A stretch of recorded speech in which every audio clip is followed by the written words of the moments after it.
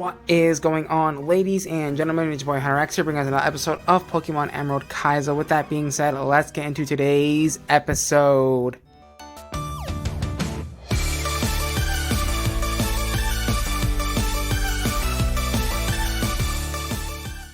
Alrighty guys, welcome to another episode of Pokemon Emerald Kaizo.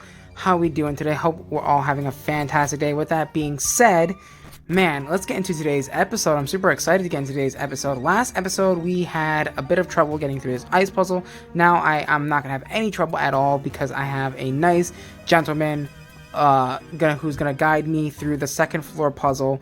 As you can tell, I am a pro at this by now because I have been trying to figure out how to get to the second through the second puzzle, but you can kind of see that I'm gonna go ahead and use a tutorial. You'll kind of see that I'm stopping every once in a while. That is because I'm watching the tutorial. Anyway, last episode we had towards the very end of the episode, we had a great conversation going, and I kind of want to keep that going in this episode. We were talking about F1 and how I personally think it's kind of dangerous to have V12s, for example, because again, V8s, you know what I mean? Oh, or is that what we talked? We did talk about that last episode, but I don't remember exactly what we were talking about towards the end.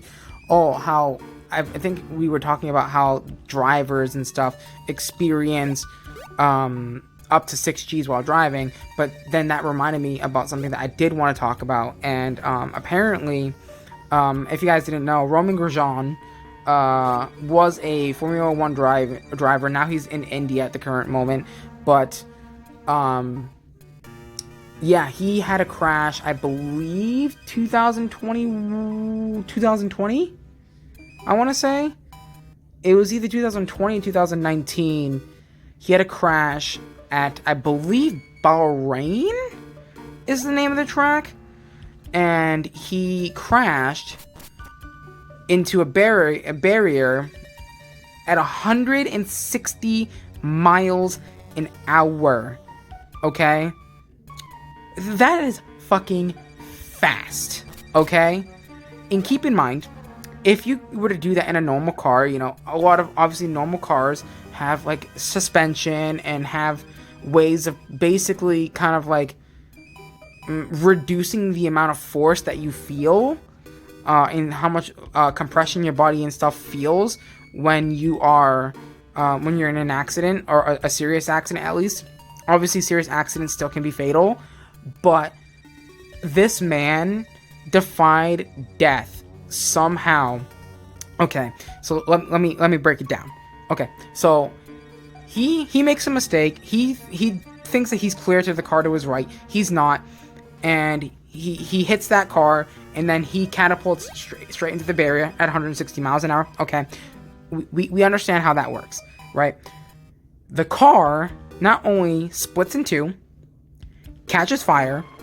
He's in there for about 23-ish seconds, jumps out, and is completely fine. Only maybe suffered, maybe there's obviously more that he suffered that wasn't said publicly, but as far as we know publicly, he suffered severe burns, and that's it. You're telling me that crashing into a metal barrier at 160 miles an hour with nothing protecting you, like no suspension, no, you know, force absorbers or anything. They said, according to the car's data, he experienced 51 Gs of G-force when he hit that barrier. Okay? Let me put this into perspective. Apparently, from what I've read and what I've researched, anything over 20 Gs can kill you. This man experienced, if not 2.5 times more than 20 Gs crashing into that barrier. How the hell did that man survive? And honestly, it really does make me think about what the hell, what would have happened if he actually died that day on the track. Obviously, the race would have stopped. they would have definitely stopped the race. Fucking hell, they stopped all the cars going after he hit the wall.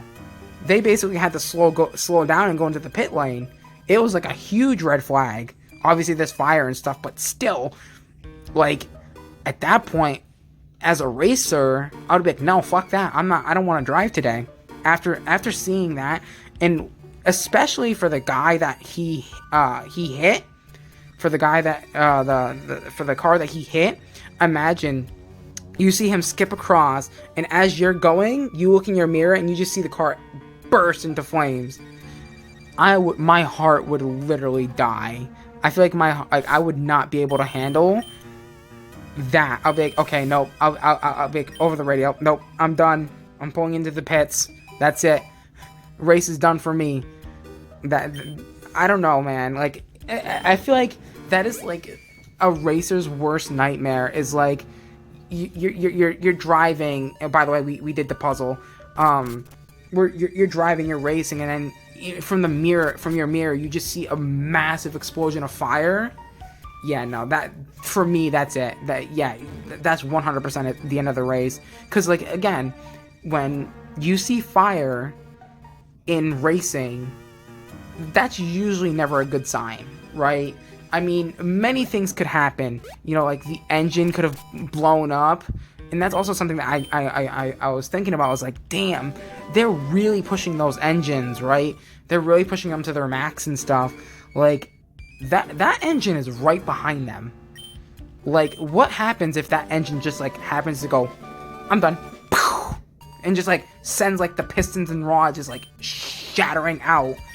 Like,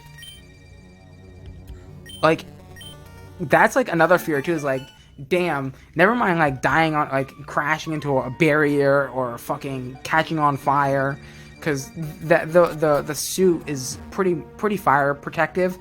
It's just like, damn, what the hell, bro? Like, I just imagine, just like, you know, you're just racing and then you're just dead. Like, because the piston decided to, you know, explode and, like, shoot a piston, a rod straight through your back and through your body. Like, nope. Nope. I'm good. I will stick to racing F1 on video games. Because actually, it's actually crazy to think about, like, how accurate F1 2021 is. Like, you can get tire punctures, you can have, like, weird things happen with, like, I think I was watching a clip of, like, this guy who was doing a qualifying lap for a league race, and his DRS got stuck. Like, his DRS broke. I'm like, wait, what? I was like, that's freaking realistic as fuck. Like, I wonder how realistic did they make, you know, I mean, obviously they can't make it that realistic, because, like, then you'd have to think about, like, every possible scenario and everything, and it's just, I don't know. This is so troll right here. Notice there's a fucking trainer right there, right as you get off the boat. This is a trainer battle, like, right there. What? That is so damn troll. I'm like, bruh, you gotta chill with that. You gotta chill with that stuff. But yeah, I mean, I'm super excited for the F1 season this year. It's gonna be a lot of fun to watch. Hopefully, I mean, I'm pretty sure I'm gonna probably be working most Sundays, but I will be listening to the race for sure on my headphones. Obviously, I can probably always just watch the race later on, but that's just not the same as watching the race live, you know what I mean? Watching the race live is where it's at, you know? And this Dugong has Aurora Beam. Obviously, Dugong's Seal, not Dugong, Seal, is an Ice type, so, yeah. We go ahead and hit it with one more Razor Leaf, taking it out, and then on to the next Mon, right? You kill one and on to the next. Something that I am super duper excited about is getting my fucking haircut for the first time in probably, I want to say, like 5 years, 6 years maybe. I go ahead and switch into Game Boy Luke here, or Lukey the Charmeleon, thinking that Seal or Seal is a ice type. It's not. It's a water type. So I go ahead and immediately switch out back, I believe, into Banana. If it's not Banana, nope, it's Electrus. Electrus is gonna go ahead and hit it with a Shockwave, and bada bing, bada boom, that thing is fried. It is dead. It is a one dead Seal, if you ask me. But yeah, I'm super excited for the season. I'm almost curious to see if Lewis Hamilton is gonna retire this year. If so, that really, I don't know if that's, I don't know what's gonna happen with Mercedes, because they lost Bottas. Bottas, I don't know what team he's going to, but I know they just got George Russell, I believe, and they have George Russell and Lewis Hamilton. But like, who are they gonna get if Lewis Hamilton decides to retire from racing? I mean, if I was him, I wouldn't retire from racing until, you know, I'm basically forced to retire from racing. I mean, he's getting paid $40 million to go race. Granted that he's not getting that paid all at once. Obviously, he's getting $250,000 per month, but still, $250,000 per month. I mean, how many races do you do, right? You get, well, you pretty much do one every weekend. There's 13 total or 23 total races. So I mean, obviously you still have like, so you, like 3 times 4, sorry. So a total of 12 per month. So like maybe 24 races or something total. So I mean, like 250,000 divided by 12, you're getting paid about $20,000 per race, which is pretty solid for a good salary. I mean, you can obviously, if you can't live off of $250,000 a month, I don't know what the hell's wrong with you, bro. I can live off of, well, I mean, granted, I'm not paying that much rent or anything, but I could probably live off of like maybe like 3,000, maybe even 4,000 a month. It all really depends on like how you spend your money, where you spend your money, where you spend your money, and stuff like that. Obviously, I'm not like my brother. I don't buy useless, junkless phone cases. You know what I mean? Sorry, bro, but I had to call you out there for a second. I mean, I didn't have to, but I thought I would. I mean, he probably he won't ever give a shit. He doesn't care. But yeah, Pokemon Emerald Kaizo is such a troll, man. Such a troll game. I'm actually, this is crazy. I'm actually about, after this video, I'm gonna record the biggest episode of all time of 44 minutes. So that's gonna be one hell of an episode for sure. Honestly, I honestly just can't wait to like, I honestly, the reason I bought Kerbal Space Program, because I do enjoy space and science and stuff, but for me, the reason why I didn't play it as much is the UI is pretty small, and it's very hard for me to see the text when the UI is that small, even with my glasses. So I mean, that's why I kind of just, I was like, man, I wish I could play this like better, right? But I can't play it because the UI is too small and I can't really see what the hell I'm doing. So that's why I don't really play Kerbal Space Program that much, unfortunately. But I'm gonna try to play more. I'm gonna try to play a lot more games, even if it's like weird, like one-off games, like clicker style games, almost, if you will, because I mean, Adventure Capitalist could be fun to play. Maybe we can make a series on that or something.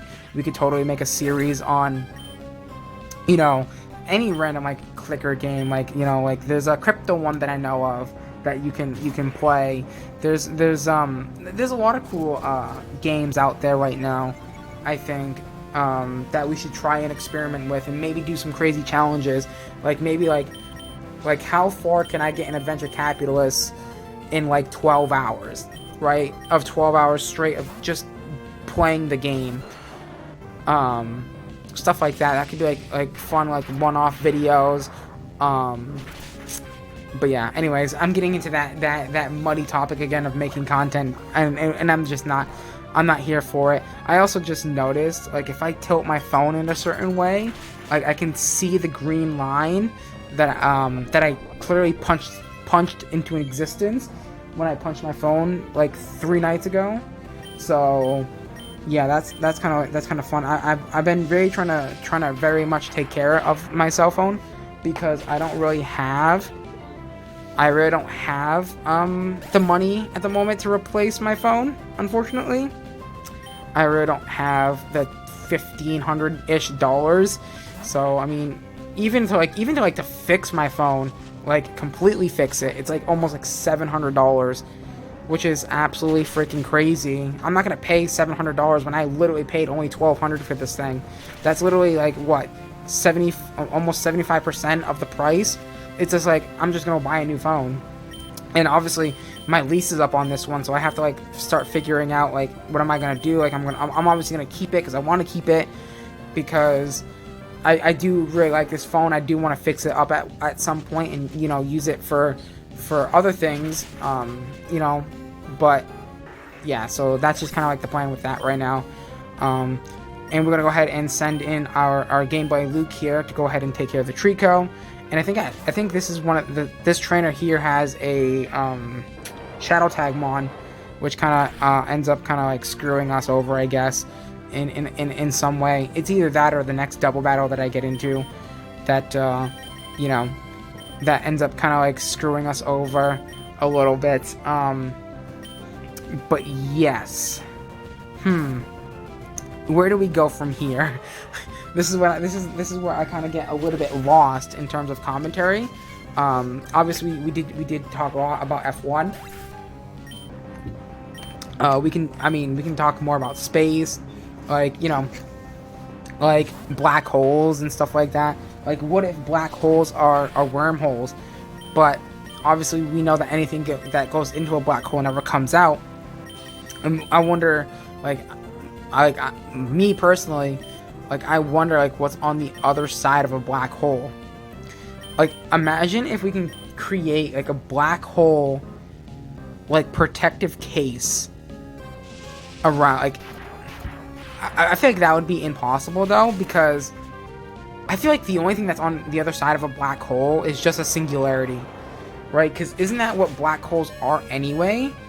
It's like a single point in space that is just a bunch of condensed matter in one place.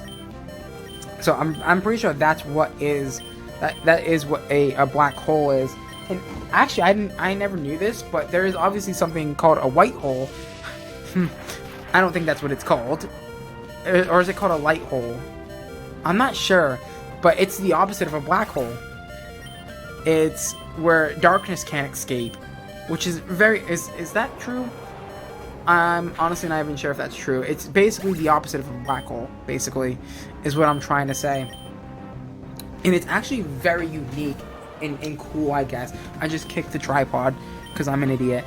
One thing I don't like about this tripod is how the leg in the front doesn't allow me to bring it completely close to me. So that's kind of a little bit of annoying. So the phone is a fair distance away from me right this second, and this Diglett is going in on my team like it's nobody's business. Like, it's just like it's like fucking Espedon. Forget it. Never mind. I digress. I can't English. I can't speak English. So I'm just gonna yeet myself off a bridge. But yeah, damn. What the hell? I just looked at the fucking time, and we've already gotten through 19 minutes of this episode. Dude, I feel like I'm just like, I feel like I'm drunk or something. Like, where is the time going? I think you know what it is? It's the thing that I talked about in one of the other Gaia episodes that I recorded. When you don't pay attention to something, you truly don't realize how much time goes by. But the moment you start paying attention to something, time slows down, and it's like, and it's groggy, and it's dreadful, and it's dragging. Versus, like, if you don't pay attention to it, it literally just like goes by in an instant almost, which is crazy to me. Crazy stuff. Like, for example, the only way that we're able to travel at the speed of light is if we are able to discover and prove that wormholes are real, because anything that has a mass cannot travel the speed of light because of the general relativity.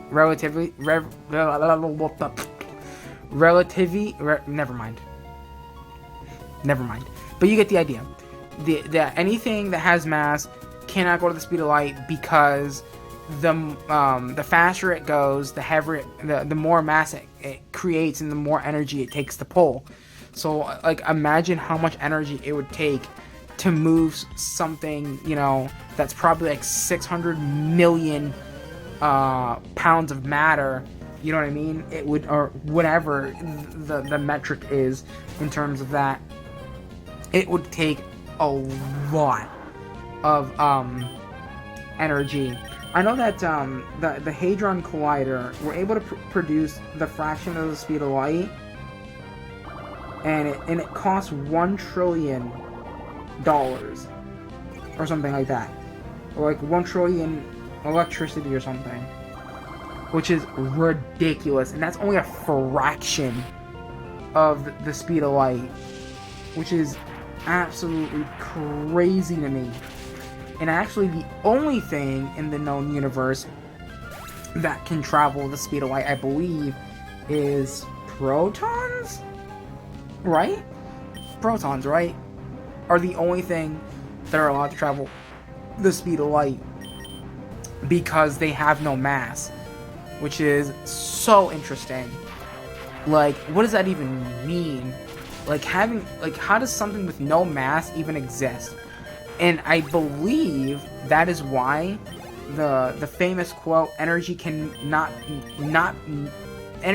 be created nor destroyed, is very interesting to me. The fact that it's weird though, because like they say that you cannot create energy, but clearly what are we doing when we're making electricity? Isn't that creating electricity? Like, what does that even mean? Like, that's what I've always questioned when they said that energy cannot be created nor destroyed. I'm like, what do you mean? Are they talking about energy, like atoms and stuff? Or are they talking about electricity? Like, what are they talking about by energy cannot be created or destroyed? Because if you really think about it, when you turn on a light switch, you're creating energy. But when you turn off a light switch, you're destroying energy. You're turning it off. I mean, I guess that's a general question. Maybe I'm just crazy. Maybe I'm just losing my mind because I'm on video number 15 at this point, and I've been up since 7 o'clock, and it's almost fucking, what time is it? Let's see. It's almost 9 o'clock. I mean, it's in about 30-ish minutes, and it's gonna be 9 o'clock. I mean, I don't even know anymore. I feel like I'm just going batshit crazy, to be honest. That's just how I feel right now. I feel like I'm just losing my mind in this room alone, in the dark room alone, just recording videos.